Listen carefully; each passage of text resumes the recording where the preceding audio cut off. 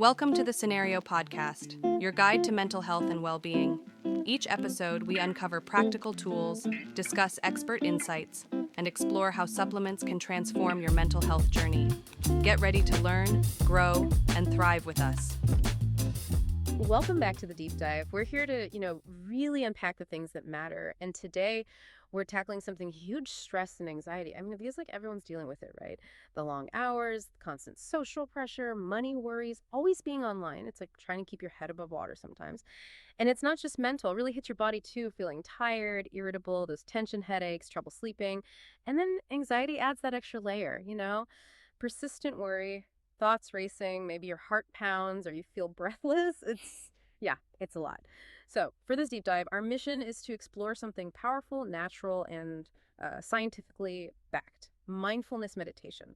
We want to unpack what it actually is, how it changes your mind and body, like for real, and how you can actually start using it easily. Okay, so let's start there. Stress, anxiety, we tend to just lump them together, don't we? But digging into the research, there's a key difference. What did our sources say about that distinction? Yeah, that's a really important place to start because understanding that difference helps you figure out how to manage it, right? So what the materials really clarify is that stress is mostly a reaction. It's your body and mind responding to outside pressures. Things like your job, relationship demands, that massive to-do list. You feel overwhelmed by what's happening to you. And yeah, it definitely wears you down, affects your mood, causes those physical things you mentioned. Okay, so stress is more about external triggers. Pretty much. Now, anxiety, it often goes a step further. It can be triggered by stress, absolutely. But it's more about that persistent worry, often about stuff that hasn't even happened or might not happen. Those racing thoughts you can't seem to switch off. And those really distinct physical feelings, the fast heartbeat, feeling shaky, even when there's no obvious danger right there, it's when it starts really getting in the way of focusing or just living your day-to-day life. It's more pervasive, sometimes even without a clear why. Right, it's like the worry takes on a life of its own even after the stressful thing is over. Exactly. That's a good way to put it. So if they're different like that, do we need totally separate approaches? Or is there overlap in how we can tackle them? That's a really good question. While the roots might differ, there's definitely overlap in how you build resilience to both. And yeah, therapy and medication are super important, often essential for more severe stuff, no question. But lots of people are also looking for natural tools, things they can manage themselves, maybe alongside other treatments or for milder feelings. And that's exactly where mindfulness meditation really shines. It's one of the most proven and accessible ways to build that inner strength against both stress and anxiety. Okay, mindfulness meditation. So for someone hearing that term maybe for the first time, what is it? Is it that thing where you have to completely empty your mind? Because honestly, that sounds impossible and kind of stressful in itself. Huh. Yeah, you've hit on the biggest myth right there. Uh-huh. And you're right, trying to force your mind blank, that is basically impossible. What mindfulness meditation actually is, according to all the research, is simpler. It's about bringing your attention, like your full attention, to right now, the present moment. So you might focus on your breath going in and out, or notice sounds around you, or just feel sensations in your body. And here's the key. Yeah. You do it without judgment. Without judgment. So you don't get mad at yourself if your mind wanders. Exactly, because it will wander. That's just what minds do. They think. The practice isn't stopping thoughts, it's noticing them. Noticing you're thinking or worrying or planning, and then gently, kindly, bringing your focus back. Back to your breath or your body. Ah, okay. So it's more like training your attention. Precisely. You're training your brain to stay calmer, to see anxious thoughts without getting totally sucked into their story.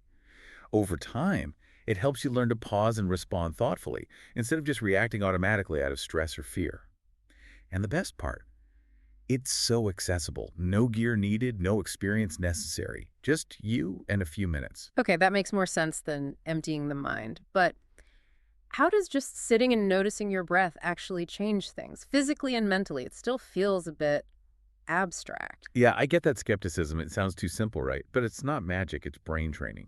What our sources explain is that consistent practice literally rewires how your brain and nervous system respond to challenges. It's cumulative. You start building better mood regulation, sharper focus, and definitely more emotional resilience over time. Okay, so break that down. What are the specific changes we're talking about? Sure. So one big one is calmer thoughts and less overthinking.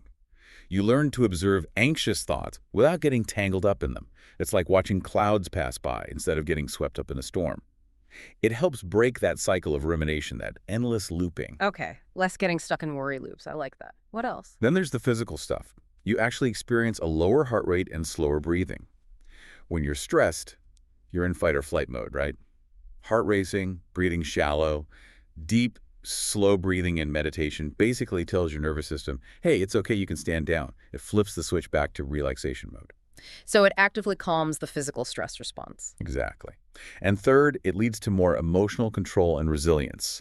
Practice actually strengthens the prefrontal cortex, the part of your brain, for rational thought and emotional regulation. So you become less reactive. You can pause, assess things more calmly, and choose how to respond instead of just lashing out or shutting down. Building that pause button, that sounds incredibly useful. It really is. Fourth, better sleep. This is the huge one for many people. If your mind is racing when your head hits the pillow, meditation helps quiet that mental chatter, relax the body, making it easier to drift off and stay asleep. Quieting the bedtime brain buzz. Yes, please. And finally, improved concentration and mental clarity. Stress and anxiety really scatter your focus, don't they? Meditation trains your brain to stay present, to filter distractions. So you find it easier to focus on tasks, finish things, maybe even remember things better and make clearer decisions. It's like tidying up your mental workspace. Wow. Okay, when you list them like that, calmer thoughts, slower heart rate, more control, better sleep, better focus, those are not small things. Those are fundamental shifts in how you experience daily life, how you handle pressure.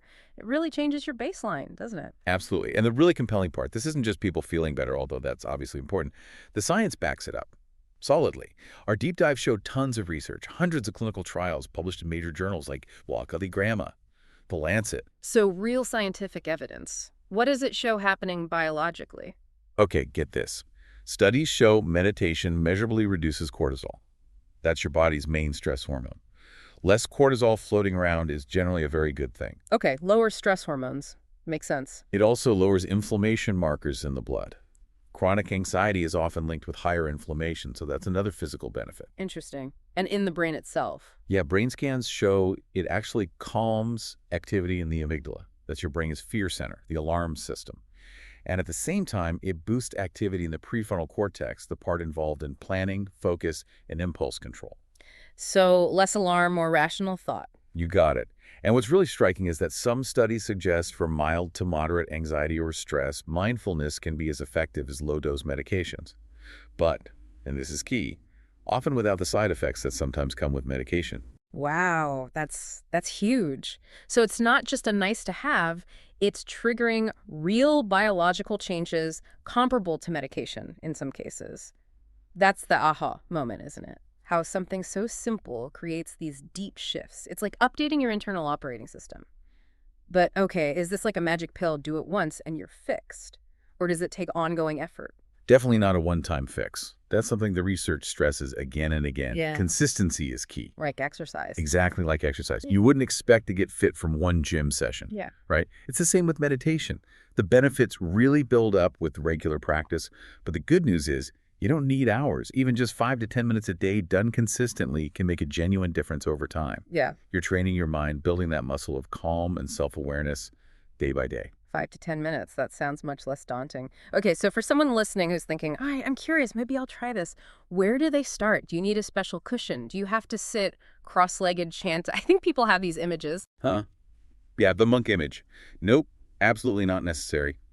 Getting started is way simpler. First tip from the sources. Pick a regular time. Consistency helps build a habit. Maybe first thing in the morning or before bed, or even a midday break. Whatever works for you. Okay, find a time slot. Got it. Then, find a quiet-ish spot. Doesn't need to be silent, just somewhere you won't be constantly interrupted for a few minutes. Sit comfortably. A chair is perfectly fine. Back straight, but not stiff. Relaxed. No pretzel pose is required. Good. None at all.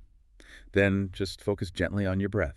Notice the feeling of the air moving in and moving out. That's your anchor. And what about when your mind inevitably starts planning dinner or replaying a conversation? Yes. The wandering mind. Expect it. It's totally normal. Doesn't mean you're failing. The instruction is just to notice, thinking, and then gently guide your focus back. Back to the breath. Kindly. No self-criticism. Gently bring it back. Okay. And especially at the start, try guided meditations.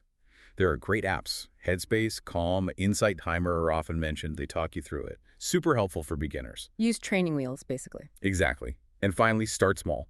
Seriously, 5 minutes is perfect, maybe even 3 minutes. You can always build up later. The goal is just to start and be consistent. So really, the barrier to entry is pretty low. Pick a time, sit down, breathe, notice thoughts, gently return, maybe use an app. Sounds doable. Now, you mentioned consistency being key. Are there any practical tips from the research on how to actually make this a habit stick? Life gets busy. Great point. Building the habit is often the hardest part. Okay, first, while there are many types of meditation, the evidence for stress and anxiety really points towards mindfulness-based practices. Things like MBSR, mindfulness-based stress reduction, or MBCT, mindfulness-based cognitive therapy. These have tons of research behind them specifically for this. So starting there makes sense. Focus on the mindfulness approach for stress and anxiety relief. Okay. Yep. For making it stick, definitely start small. We said 5 minutes, maybe even just 2 or 3 to begin, less intimidating. Be patient. Don't expect miracles overnight. Give it a few weeks of consistent practice. Results take time. Manage expectations. Right. Link it to something you already do every day. Like meditate right after you brush your teeth or before you have your coffee. Anchor it to an existing habit. Habit stacking. Smart. Exactly. Some people find tracking progress helpful, maybe using an app's tracker. Seeing those consecutive days can be motivating. And probably the most important, don't judge your sessions. Some days will feel calm, others your mind will be all over the place. Doesn't matter. Just showing up is the success. Just do it regardless of how good it feels. Precisely. Oh, and if sitting still is really hard for you, you don't have to. Try walking meditation or mindful eating or a body scan lying down. Find what works. Lots of options then. So, that common question, how soon might someone realistically start feeling different? Yeah, everyone wants to know that. Look, some people feel a bit calmer even after the first few times. A little sense of space. But for those more noticeable, lasting changes in stress levels or anxiety, the research generally suggests looking toward 2 to 4 weeks of consistent daily practice. Okay, so a few weeks of sticking with it. Good to know. But this brings up a really crucial point. We need to be clear about this. Meditation is powerful, absolutely. But it is not a magic cure-all, and it's not a replacement for professional help when it's needed. Right. Important caveat. Very important. If you're dealing with really intense or chronic anxiety or deep depression, the first step should always be talking to a licensed therapist or a doctor. Meditation can be an excellent part of a wider mental health plan, working alongside therapy or medication if needed. But it shouldn't be seen as the only solution for severe conditions. It complements, doesn't replace professional care in those cases. Exactly. And also, if you have a history of significant trauma, PTSD, or certain conditions where sitting with intense thoughts might actually be overwhelming or re-triggering, it's really wise to get professional guidance before starting. A therapist can help you approach it safely and constructively. That makes total sense. Approach it mindfully, you could say, especially if you have that kind of history. It's about integrating it wisely into your overall well-being strategy. Okay, so let's wrap up this deep dive. The core message seems clear. Mindfulness meditation isn't some mystical practice. It's an accessible, surprisingly effective, and importantly, science-backed tool you can use to manage the stress and anxiety that feels so common today. It's about changing your relationship with your thoughts, not eliminating them. Couldn't have said it better myself. By learning to quiet the mental noise, just observe what's happening in your mind and body without getting swept away and staying anchored in the present. You really can change how you navigate pressure, fear, uncertainty. It helps you build this inner foundation of calm and clarity. It empowers you. It really does sound empowering. So the final encouragement for everyone listening is start small, stay consistent, don't worry about perfection, just practice. And maybe a thought to leave you with. What could shift in your daily experience of pressure and uncertainty if you carved out just 5 minutes for this each day? Give it some thought. We'll see you next time on The Deep Dive. Thanks for tuning in to the Scenario Podcast. Don't forget to visit scenario.com for more expert tips, articles, and supplements designed to support your mental health. If you enjoyed this episode, remember to subscribe and share it with a friend. Until next time, take care of yourself.